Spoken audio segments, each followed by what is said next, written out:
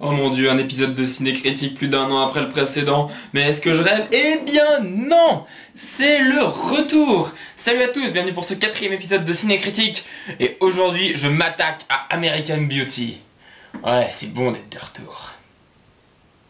Mais avant de descendre ce film si adulé de son piédestal, parce que oui, hein, c'est ce que je vais faire, rêvez pas, replaçons-nous dans le contexte de sa sortie.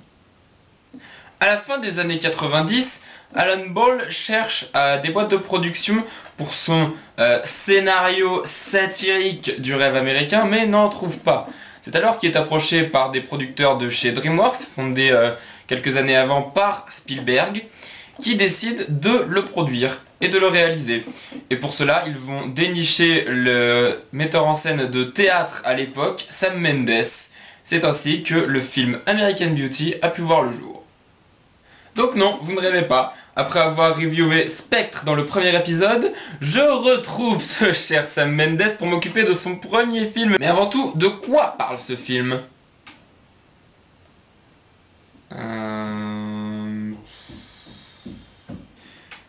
Donc c'est l'histoire de Lester Burnham, joué par Kevin Spacey, de sa femme Caroline et de leur fille de 16 ans Jane, qui sont une famille américaine dysfonctionnelle. C'est-à-dire que Lester, c'est pas le père vraiment autoritaire, c'est Caroline qui dirige un peu tout, et lui est assez effacé, ne parle plus beaucoup à sa fille. Et leur vie bascule le jour où une autre famille emménage dans la maison à côté de la leur, et où le fils de cette même famille, Ricky, se met à les filmer à leur insu.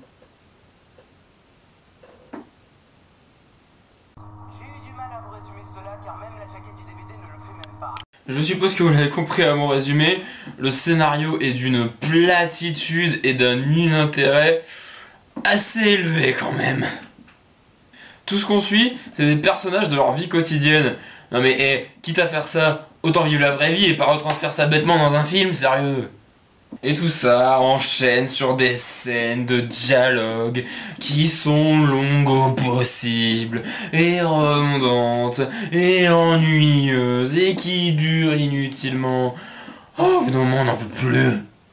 En plus, le film développe plusieurs sous-intrigues autour des différents personnages, mais j'ai l'impression qu'elles sont hyper mal gérées. D'un côté, on en suit une, puis après on l'abandonne, puis après on va à une autre, et puis après on revient à la précédente. Au bout d'un moment, c'est n'importe quoi, et en plus, la lenteur du film n'aide vraiment pas, quoi. Et vous allez me dire, oui, mais l'histoire c'est juste un prétexte pour exploiter les personnages dans des situations.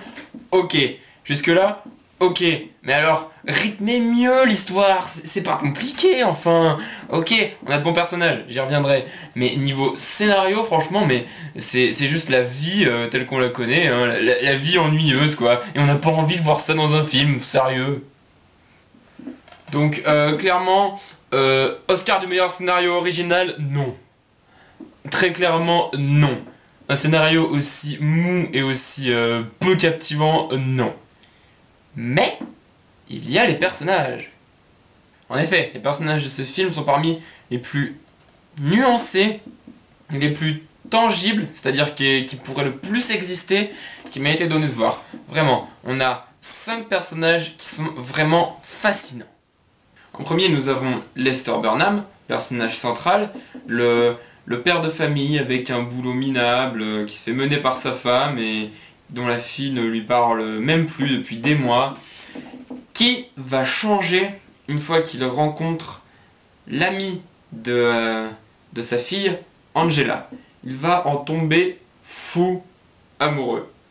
Et à partir de là, il va décider de mieux prendre sa vie en main et d'être plus heureux possible et de plus se cantonner au canton qu'on lui impose.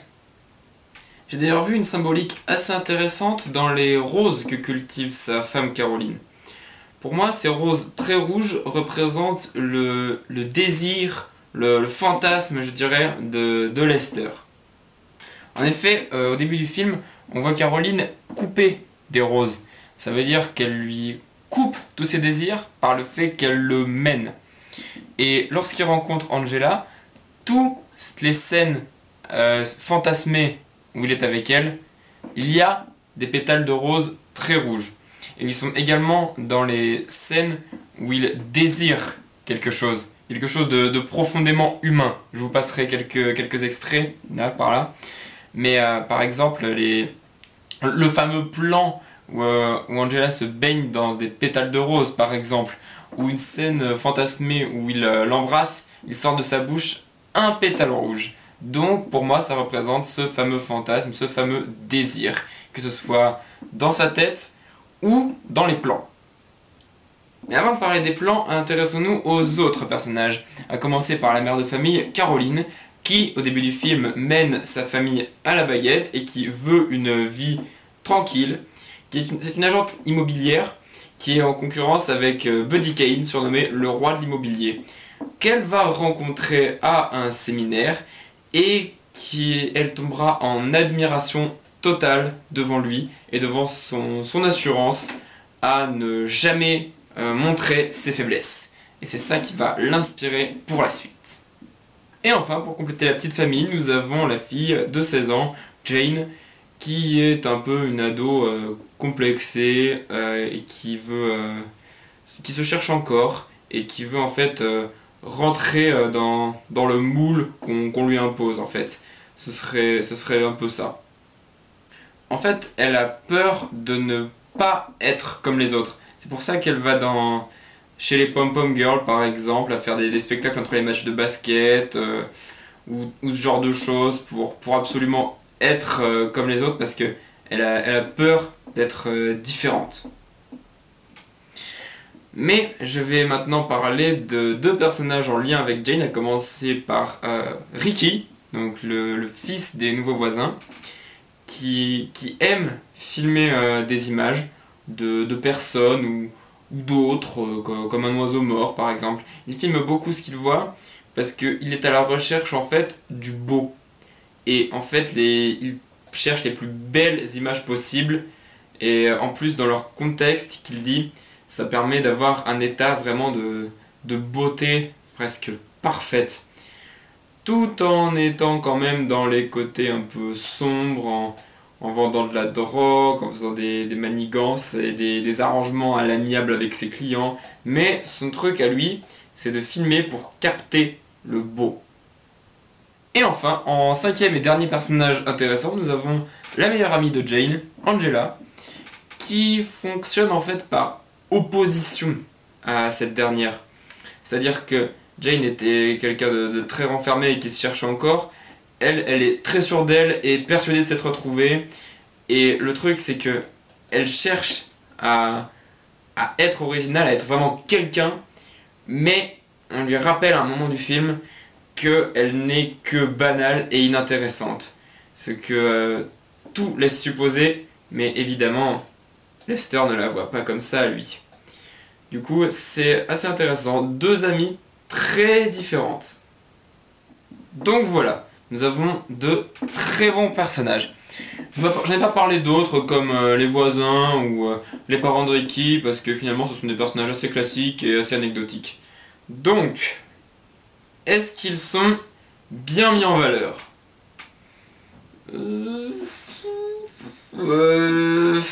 Ben oui, c'était le tout premier film de Sam Mendes à l'époque. Hein. Il avait fait que du théâtre jusque-là. Et purée, qu'est-ce que ça se sent dans sa réalisation, mon Dieu! Oh là là! C'est pas mauvais, mais c'est d'un classique! Oh là là! Il y a à peine quelques travelling avec un grand angle, et sinon c'est que des plans fixes. Alors, les plans fixes, il y en a qui sont absolument magnifiques. Il y en a qui sont géniaux, il y en a même qui veulent dire plein de choses, qui filment plein de choses en même temps. Mais alors, pour ce qui est du reste, mon Dieu! Oh là là! C'est vraiment quasiment le niveau 0 de la mise en scène à ce niveau-là. En plus, certaines choses, bravo, hein. Je parlais de la couleur rouge tout à l'heure, mais là, la couleur rouge, ça représente la flamme, quoi, le désir.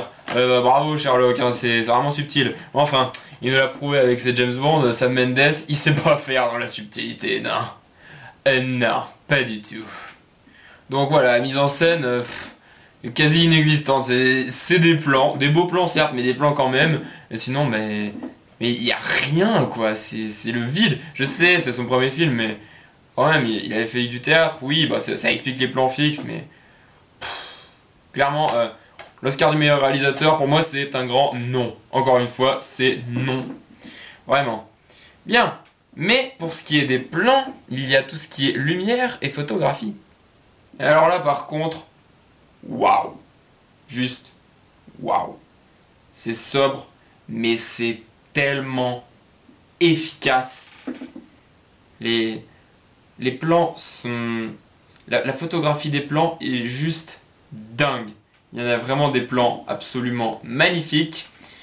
Notamment un où Ricky filme Jane en train de se dévêtir.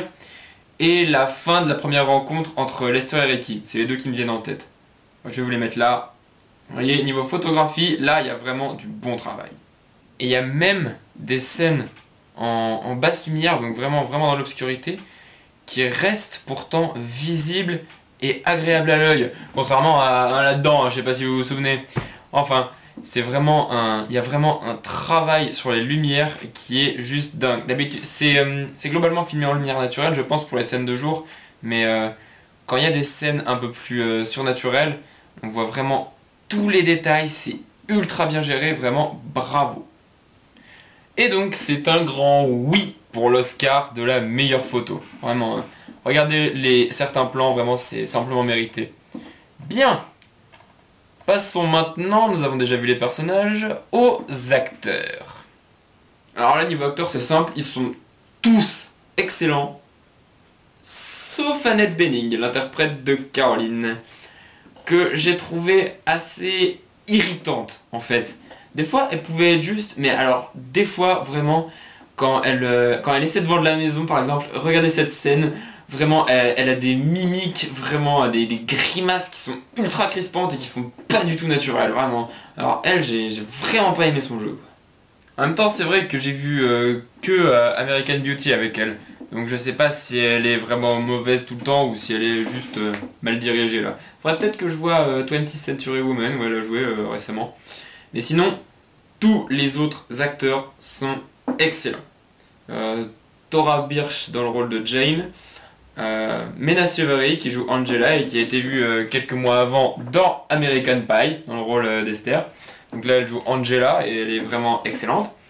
Il y a Wes Bentley dans le rôle de Ricky qui est très bon aussi, qui a pas beaucoup d'expression mais qui a pas vraiment à en avoir. Il est juste très contemplatif en fait. Et il y a Chris Cooper dans le rôle du père de Ricky, voilà. Mais j'ai gardé le meilleur pour la fin évidemment. Kevin Spacey dans le rôle de Lester est juste génial niveau performance. Il est juste à tous les niveaux, vraiment.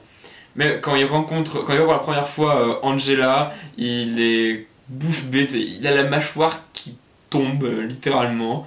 Ou alors quand il va lui parler pour la première fois, il a la gêne habituelle, c'est absolument génial. C'est un acteur de talent qu'on a vu récemment dans... Il a parlé récemment dans Baby Driver de Edgar Wright, allez le voir vraiment. Donc, l'Oscar du meilleur acteur à Kevin Spacey, moi je dis encore une fois que c'est mérité. Bien, passons maintenant à la musique composée par Thomas Newman, le compositeur fétiche de Sam Mendes depuis, qui est vraiment en soi, elle est vraiment bonne. Vraiment, j'ai pas de problème avec sa musique. D'ailleurs, le thème de début, je sais pas si je le fais très bien, mais voilà, il reste vraiment en tête, c'est vraiment très bien. Mais le souci, c'est que c'est assez peu présent dans le film.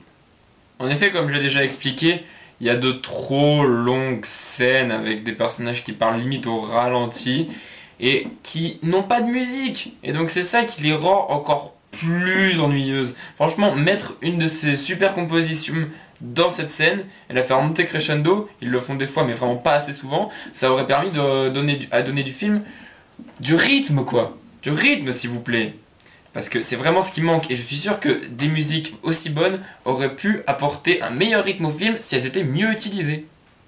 Et puis enfin il y a quelques effets spéciaux numériques comme les pétales de rose, un peu voyants mais Pour l'époque, c'est passable, et puis de toute façon, le film s'appuie vraiment pas là-dessus. Et pour ce qui est des décors et des costumes, j'ai pas grand chose à dire, c'est des décors très propres, très bien filmés. Et puis les costumes, bah, c'est des vêtements de tous les jours, donc pas grand chose là-dessus à dire non plus. Voilà. Donc, au final, est-ce que American Beauty mérite son Oscar du meilleur film avec tout ce qu'on a vu? Bah, non.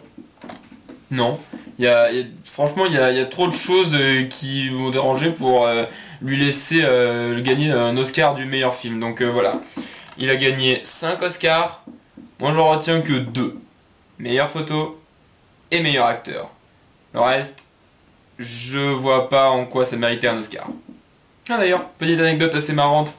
Il y a une scène, la scène où Lester et Caroline sont sur la route du gymnase pour aller voir Jane et son numéro. Et Lester dit que ça lui fait rater le marathon de James Bond à la télé. Marrant quand on sait que c'est réalisé par Sam Mendes, le mec qui 12 ans plus tard profanera des codes fondamentaux de la saga. Merci. Il s'est un peu rattrapé avec celui-là, mais on l'a vu, c'était pas glorieux non plus. Mais ça restait correct. Donc, est-ce que American Beauty reste un bon film quand même? Oui. Oui, malgré un scénario vraiment mou et très peu captivant, une mise en scène très générique que n'importe qui aurait pu faire, une actrice pas très convaincante et des musiques bonnes mais mal utilisées. Donc clairement, c'est pas ce qu'on peut appeler un grand film. Hein. Pour moi, il est quand même assez surestimé. Même si le résultat reste quand même très honorable, je trouve qu'on exagère un petit peu ses qualités. Donc, ben, avec tout ce qu'on a soulevé, en étant gentil, ben, on peut lui donner un 7 sur 10. Ouais, ça reste quand même assez honorable. Donc, si vous l'avez pas vu, ben, le film est devenu culte à force, donc voyez-le pour votre culture, mais sinon, voilà, vous l'avez vu une fois, c'est bon quoi.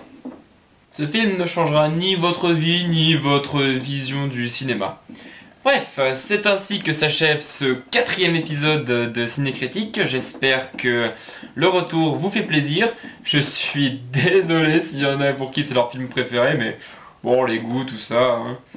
Mais sinon, j'espère que ça vous a quand même plu. Si c'est le cas, vous me laissez un pouce bleu. Et je vous dis à la prochaine pour d'autres vidéos. Allez, bye tout le monde!